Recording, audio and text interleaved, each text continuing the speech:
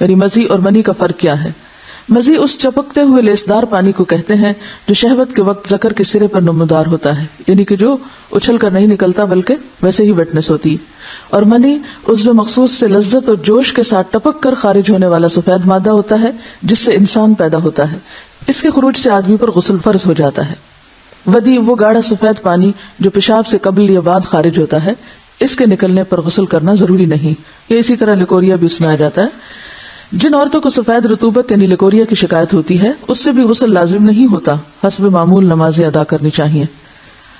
Leucorrhoea کا جو secretion ہے اگر وہ کپڑے پر لگ جائے تو اسی طرح چلو بھر پانی سے اس کو صاف کر لینا چاہیے. حائضہ کو چھونا اور اس کے ساتھ کھانا جائز ہے. حضرت عائشہ سے روایت ہے کہ نبی صلی اللہ علیہ وسلم میری گود کو تکیہ بنا کر قرآن حکیم کی تلاوت کرتے تھے حالانکہ میں حائضہ ہوتی. اب یہاں بھی آپ دیکھیے بہت سی خواتین پوچھتی ہیں کہ کیا ہم اس حالت میں قرآن کی مجلس میں شریک ہو سکتے ہیں یا نہیں، وہاں بیٹھ سکتے ہیں یا نہیں. تو آپ دیکھیے کہ آپ صلی اللہ علیہ وسلم حضرت عائشہ کی گود میں سر رکھ کے قرآن پڑھتے جبکہ حضرت عائشہ حیض سے ہوتی.